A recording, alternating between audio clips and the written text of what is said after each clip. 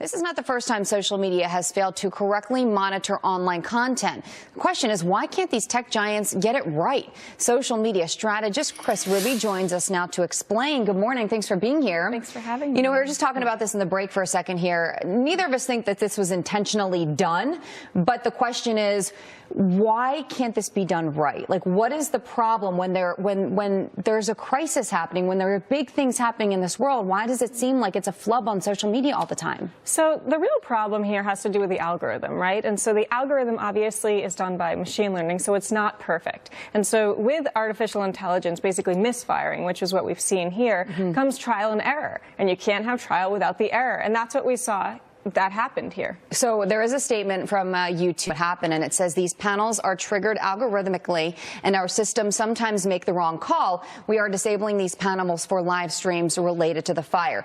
Okay, that's their statement. That's one thing. Let's take a look at some of these past mistakes by social media companies and talk about that. March 2019, Facebook mistakes Dan Scavino for a bot, and he, by the way, is the director of social media for the president. February of 2018, YouTube, Facebook promote Parkland shooting conspiracy videos. And then in November 2017, Twitter shuts down the New York Times Twitter by mistake. Now, there are some of these things that people question whether or not they're done by mistake. There are. I actually think in some of these cases, these really are legitimate mistakes here. And so this is a case of robots and machines really learning on the job. They haven't gotten it right yet, and they're going to keep misfiring. They're going to keep making mistakes. So, but is that okay?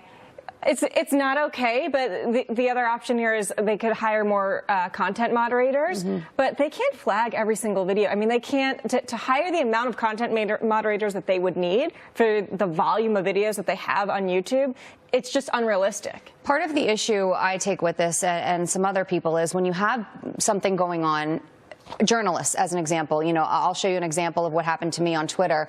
We are a source of information, especially people who are out there at the scene of some of these tragic events. And I posted this tweet. Literally, I said, this is awful, with a heartbreak emoji, with a link to the fire that was going on in Paris just this week.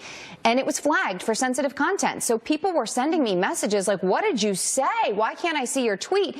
If there's something going on, people, if they're not in front of a TV, they turn on their phone and they go on social media to get information. And if that content is being flagged and people can't see it, that to me is a big problem. So how do we change that?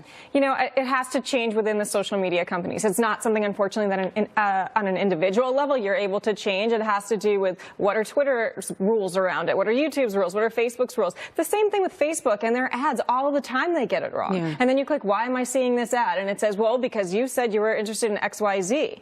But they don't have the actual targeting that specific where they're going to get it right every time. So what would your message be to these social media companies? My message would be either decide what you want to do. Do you want to hire more moderators to get it right? I don't think that's realistic. Or do you want to keep teaching the machines and having them learn on the job? All right. Kris, we'll see if it changes. Thank you very much. Appreciate your time.